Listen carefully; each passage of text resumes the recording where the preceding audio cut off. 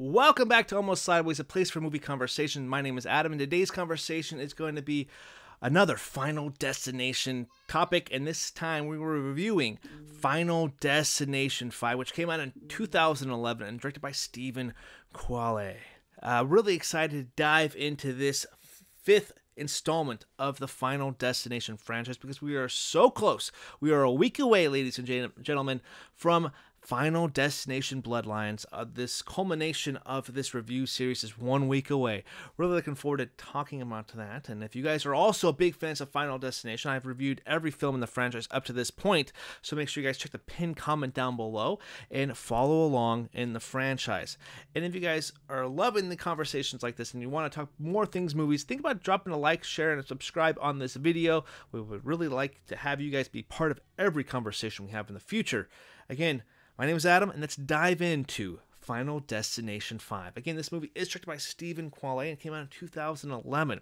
It follows a group of co-workers who are journeying out on a work retreat. They go across a bridge that's under construction, and what do you know? Another person has a premonition of their untimely deaths and gets everybody out of the bus and off the bridge. A handful of people got off, of course, only 8 people, and the rest of the bridge fell to its untimely death, and everybody on the bus died. The 8 people are thankful to be alive, however, are also going to be on death's doorstep rather soon. As Final Destination 5, this is a fun film in the franchise for sure. And this is where we saw the craziness that happened with Final Destination 4 with the 3D effects. No, that was out. This is a different take on this. This is a couple years later. Okay, let's take some of the bad reviews and kind of make this final chapter, official final chapter for a long time. And being the 5th film in the franchise, you got to do something a little different. And of course, this is from 2011. The ending of the movie is by far a great little twist ending there, and we will talk about that relatively soon. Before I dive too much into my thoughts, takes, and opinion on this film, I do want to highlight Steven Quale's filmography. He hasn't done any of the other previous films. James Wong and David R. Ellis did those 4 films. Wong did number 1 and number 3, and Ellis did Final Destination 2 and The Final Destination. So this is completely different director in the franchise, and who has never touched this franchise up to this point. He has a really interesting filmography here. He's directed Final Destination 5 and another big special effects film in Into the Storm, and some other little movies there too. He's done additional directing on Titanic, James Cameron's Titanic, and also Aaron Snyder's film Greyhound, which came out in 2020. He did additional directing there, and he did the editing for The Abyss, and he was the visual effects artist on Avatar. So this guy's resume is quite interesting to look at here. But not too many films directed.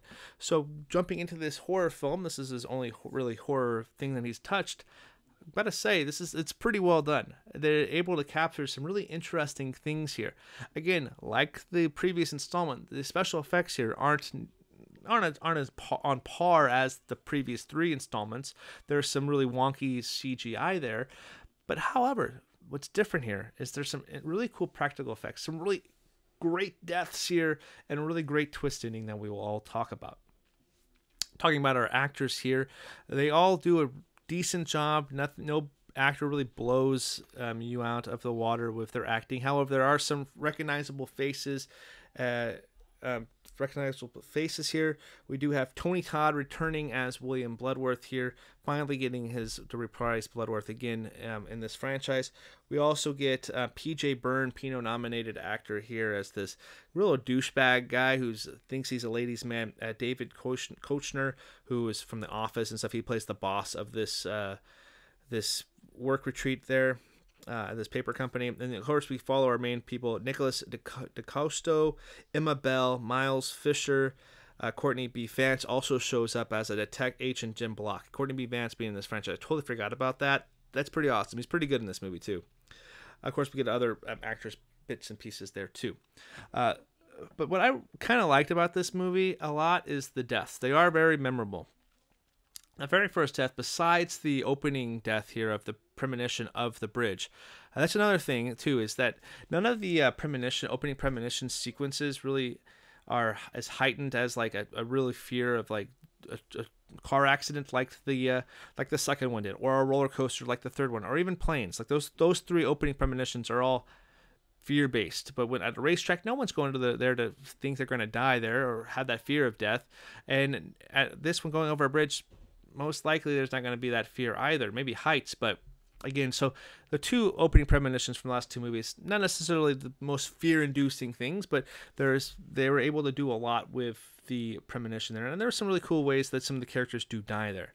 But talking about the individual ways they get picked off, there's some really crazy ones. One of the most interesting kills happens right off the bat. The first character that actually gets picked off after the premonition sequence is, her name's Candace, played by Ellen Rowe. It's a gymnastics death, which is crazy. They play off a lot of different ways. Like this character could die with maybe stepping on a screw or something like that, maybe being electrocuted. But no, she completely gets like the powder on your hands gets blown in her eyes, and she flips and just like breaks every bone in her body, like just kerplats right on the mat. What a kill right there.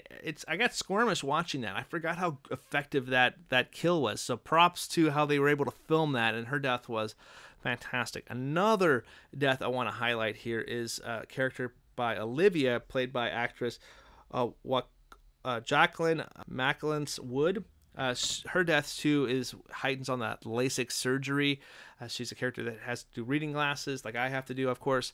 But having her be strapped into the LASIK machine and having the laser like just destroy her eye and her hand, and she falls out a window too. It's like that death and that whole kill is super like squirmy there too. So two really awesome deaths right off the bat. I think that those two kills are by far it's probably gonna be appearing in my top 10 deaths of the franchise. Those are definitely deserving to be in the top 10, and they're fantastic. The other character deaths, while they are well done, there's another one with PJ Byrne where it's a big long setup with acupuncture and going to this massage parlor and playing off how douchey his character is. I think that death's fun. He gets Buddha splashed, like falls on his head and splashes his head. It's fun, but it kind of also, the whole killing the character in the same way like Texas Battle died in Final Destination 3. Lewis's character with the weights kind of falling on his head. That's a very similar death there. So, but it's still a really cool visual being at the massage parlor and PJ Byrne just dying in the douchiest way too at a massage parlor and wanting a happy ending. I thought that's just great stuff there.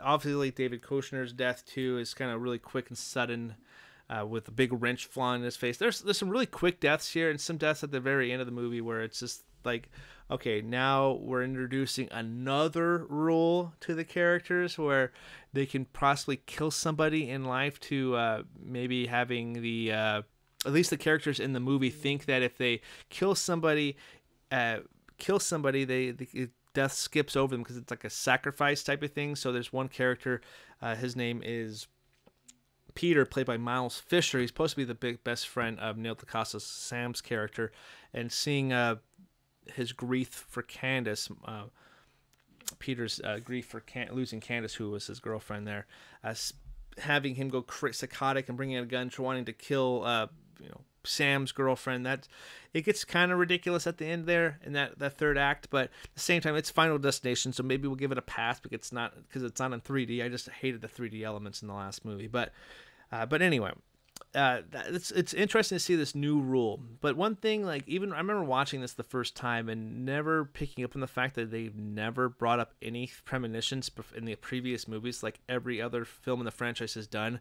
They somehow always referenced the Flight 180 people, or they brought up some kind of something else that made you think about the other movies in the installment. Like, for instance, Final Destination 4, like there was like Clear Rivers Water Company, which is a character from the first two movies, and McKinley Car Wash, which was McKinley, one of the high school from the third movie, and that one of the killers, McKinley, one of the kids that survived. It's so there was no references to previous installments, and I guess that should have been like, is this a prequel? Like, is that crazy enough? But They mentioned even going to Paris. That's the only kind of reference we had to it. So maybe it's like, oh, it's in the same kind of universe. But I would never, even watching it the first time and even watching it back several times since, I never picked on the fact like it's like how they were able to incorporate it. And where did that twist come from? Like, who came up with that idea? It's amazing. At the very end of the movie, the two people that do survive aboard a plane to Paris because he's taking like an internship with wants to become a chef, so he takes this little internship there to go fly over to Paris to kind of learn some cooking stuff, kind of like what they did in The Bear. It's kind of interesting.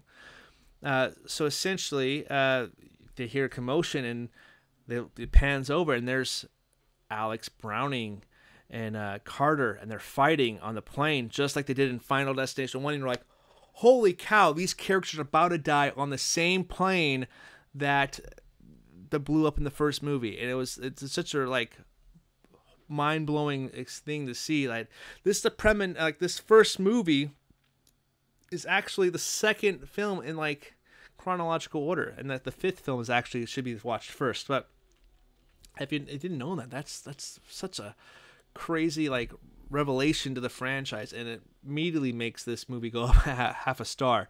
That ending is still so effective, and when we do our 2011 Pinots, I will have a hard time maybe not picking that twist as a possible best scene nominee, especially now that we're doing 10 for that category. It'll be really hard not to think of the Final Destination 5 for best scene for that twist. Todd will agree with me on that one. But Final Destination 5, man, it's a fun time. There's some really fun deaths. Some of the CGI, again, is a little wonky, and the direction is unique and fresh, and the characters are better than the characters in the fourth one, but nobody I'm like super attached to. The recognizable faces do kind of take you out of it a little bit. I think that's what the other ones were so good, because they were like, you didn't recognize those faces at the time. But P.J. Byrne, you've seen pop up several times before Final Destination 5. David Koechner was also doing The Office for a while too, and he did like Anchorman and stuff like that. So you've seen him pop up several times. So when they pop up in this franchise, you're like, okay, I recognize these people. I think Courtney B. Vance, I didn't know who that actor was. I do know now, but he's pretty awesome as he could be a minor character nominee, honestly, for this movie. But he's awesome in Final Destination 5. But I really enjoyed this movie and this rewatch, and I would love to see if anything ties into Bloodlines, especially after watching all 5 of these movies and reviewing them and talking about my highs and my lows of the films in the franchise. I would love to see if they tie anything together into Bloodlines. Especially, I did watch one of the trailers and seeing that there was even premonitions way before this actual film took place. It would be interesting to see if anything tied together that way. And I think, like, thinking about like stuff that I disliked about Final Destination 5, again, this movie is definitely streamlined. It's only 91 minutes long, so it's an hour 30. And I think every film in the franchise is a perfect running length, where even the ones that you don't really enjoy too much, they do fly by. And they're still a lot of fun. There's some really interesting and unique deaths in this Final Destination fifth film that even feel like they're some of the best in the franchise. And how did they come up with that? I think that's awesome. Again, yes, we can nitpick some of the special effects, and yes, some of the characters aren't great, but guess what? None of the characters from the other ones are really fantastic either, but they fit perfectly in the Final Destination world. Overall, like, I don't know exactly where this would fall in my ranking. I guess you'll find out in a couple weeks. But I love Final Destination 5. It's really a fun film. So, well, that's my thoughts, takes, and opinions on Final Destination 5. Make sure you guys come back next week for my review of Final Destination Bloodlines. And if you guys liked this review, think about dropping a like, share, and subscribe on the video. And let me know in the comments section down below what you guys loved about Final Destination 5. The highs, the lows, and anything in between that you guys want to talk about. Would love to join you in the comments section down there. Again, my name is Adam of Almost Sideways. Until next time, I will see you in the next one.